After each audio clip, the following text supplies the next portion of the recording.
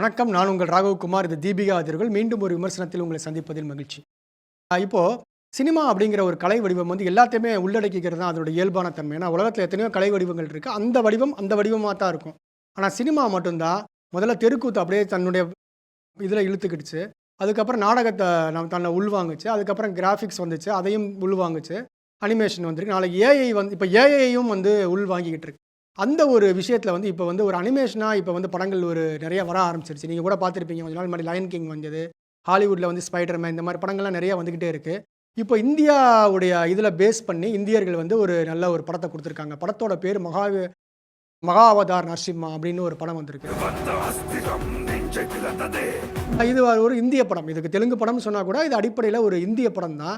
கிளீம் அப்படிங்கிற கிளீம் ப்ரொடக்ஷன் இந்த படத்தை வந்து தயாரிச்சிருக்காங்க. இதில் நிறைய பேர் இந்த படத்தில் வந்து ஒர்க் பண்ணியிருக்காங்க. இதுக்கு முழுக்கன்னு சொல்ல முடியாது. இந்த முழுக்க இந்தியர்களாக உருவாக்கப்பட்ட ஒரு ஹாலிவுட்லேருந்து ஒரு இன்ஃப்ளூயன்ஸாலையும் இந்த படங்கள் வந்து உருவாக்கப்பட்டிருக்கு. எல்லா லாங்குவேஜ்லையும் இந்த படம் வந்து எடுத்திருக்காங்க. இந்த படத்தினுடைய கதை என்ன அப்படின்னு பார்த்தீங்கன்னா, நம்ம புராணங்களில் சொல்லக்கூடிய நரசிம்ம அவதாரம்னு சொல்கிறோம் இல்லையா? கடவுள் நரசிம்மர் வந்து இந்த உலகத்தில் வந்தார். அவர் வந்து நம்ம இவரை காப்பார். அவர் வந்து நம்ம ஹிரண்யகசிபுவை வந்து வதம் பண்ணாருன்னு சொல்லுவாங்க. தூணிலும் இருப்பான், துரும்பிலும் இருப்பான்னு ஒரு டயலாக் இருக்குது. அதை தான் இந்த படத்தில் வந்து சொல்லியிருக்காங்க. இது வந்து எப்படி உருவாக்கியிருக்கு அப்படின்னு பார்த்தீங்கன்னா, பிரம்மதேவாய நமஹ. ஆற்றல் மிக்கவன் என்பதில் சந்தேகம் இல்லை. என் உடன் பிறந்தவனை கொன்றவன் இன்னும் உயிரோடு இருக்கிறான்.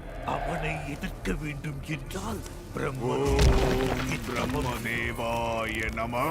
முழுக்க அனிமேஷனில் வந்திருக்கு. அனிமேஷனில் இருக்கக்கூடிய கேரக்டரை வந்து ஏதோ அனிமேஷன் தானே அப்படின்னு அவங்க பண்ணலை. ரொம்ப அழகாக நேர்த்தியாக ஒவ்வொரு கேரக்டருக்கும் சினிமாவில் எவ்வளோ முக்கியத்துவம் கொடுப்பாங்களோ அதே மாதிரி அந்த கேரக்டருக்கு முக்கியத்துவம் கொடுத்து, அந்த வசனங்களுக்கு முக்கியத்துவம் கொடுத்து ரொம்ப நல்லா பண்ணியிருக்காங்க. ஓப்பனிங் சீனில் பார்த்தீங்கன்னா, ஒரு முனிவர் தவம் பண்ணிகிட்டு இருக்காரு. அங்கே வந்து முனிவருடைய மனைவி வந்து திடீர்னு காதல் வயப்படுறாங்க. முனிவர் என்ன சொல்கிறாரு, இந்த நேரம் சரியான நேரம் கிடையாது, இப்போ வேண்டாம், இப்போ நம்ம சந்தோஷமாக இருக்கந்தா குழந்தை வந்து பிறக்கக்கூடிய குழந்தை வந்து ரொம்ப மோசமாக இருக்கும் அப்படிங்கிறாரு.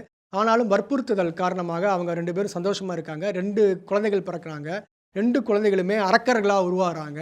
அரக்கர்களாக உருவாகும் போது அவருடைய அண்ணனை வந்து மகாவிஷ்ணு கொன்றுறாரு. தம்பி பேர் ஹிரண்யகசிபு. எங்கே முழுமையாக இருள் சூழ்கிறதோ அங்கே ஒளி புதிதாக ஜனனம் எடுக்கிறது. அவர் என்ன பண்ணுறாரு, சிவியராக வந்து தவம் இருக்கிறாரு. தவம் இருந்து மிகப்பெரிய சக்திகளை பெற்றுட்டு தேவர்களை வந்து டார்ச்சர் பண்ணுறாரு. இவருக்கு ஒரு பையன் இருக்கான், பிரகலாதன்னு. அந்த பையன் வந்து வளர்ற காலத்தில் அவனுக்கு 5-7 வயசு ஆகும்போது குருகுலத்தில் வந்து கற்பிக்கிறாங்க. ஆனால் இவன் மனசுக்குள்ளே மகாவிஷ்ணு தான் கடவுள்ன்றது உருவாக்கப்படுத்திக்கிறான். இது அவங்க அப்பாவுக்கு பிடிக்க மாட்டேங்குது. அவங்க அப்பா ஹிரண்யகசிபு என்ன பண்ணுறாரு, நம்ம ஏற்கனவே தெரிஞ்ச விஷயந்தான். அவரை கொண்டு போய் யானையை விட்டு மிதிக்க சொல்கிறாரு. ஆனால் அவன் யானை வந்து அவரை பார்த்து ஓடிடுது.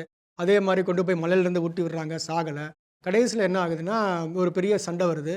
அப்போ வாக்குவாதத்தில் கடவுள் எங்கே இருக்காருன்னு கேட்டார். என்னுடைய கடவுள் நான் கூப்பிட்டா வருவாரானா வருவார் அப்படின்னு சொன்னவொடனே, எங்கே இருப்பார், இங்கேயே இருக்கார் அப்படின்னு சொன்னவொடனே அவன் சொல்கிறான், இந்த தூணில் கூட இருந்தார் அப்படிங்கிறான். தூணை அடைக்கிறாரு. கடவுள் ஒரு நரசிம்மனா, அதாவது ஒரு நரசிம்மன்றது சிங்கமாக உருவெடுத்து வர்றாரு, சண்டை போடுறாரு. அவருடைய வயிற்றை கிழிச்சு மாலையாக கூடலாம் போட்டுக்கிறாரு. இதுதான் இந்த படத்தினுடைய கதை. இந்த கதை நம்ம எல்லாருக்குமே தெரியும்.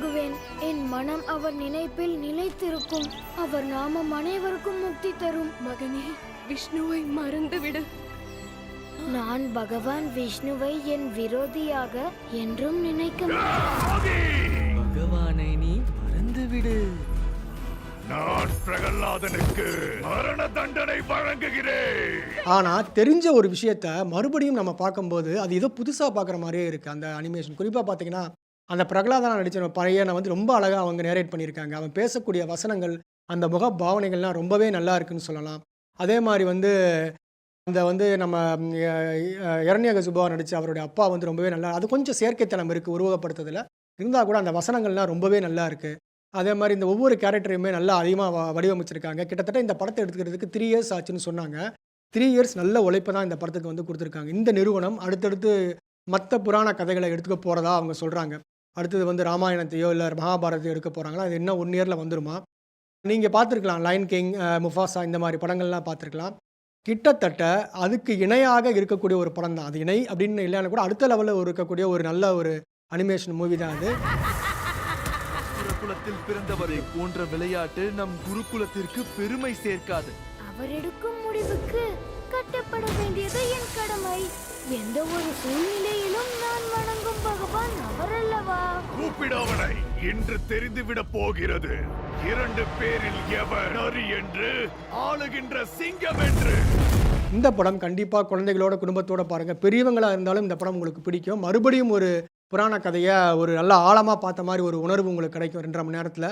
2 மணி 20 நிமிடம் ஓடக்கூடிய இந்த படம் எங்கேயுமே போர் அடிக்கல. முதல்ல இருந்து கடைசி வரைக்கும் ஒரு நல்ல திரைப்படத்தை பார்க்குற மாதிரி தான் இருக்குது. அதுவும் குறிப்பாக பார்த்தீங்கன்னா அந்த கிளைமேக்ஸ் காட்சி ரொம்ப நல்லா உருவச்சிக்கிற பண்ணியிருக்காங்க. அந்த சண்டை காட்சிகளாகட்டும், அந்த மலை அந்த முகடுகளை காட்டுவதாகட்டும், இதெல்லாம் ரொம்பவே நல்லா பண்ணியிருக்காங்க. ஏதோ அனிமேஷன் தானே அப்படின்னு சொல்லிட்டு உட்காரல, ரொம்ப ஒர்க் பண்ணியிருக்காங்க.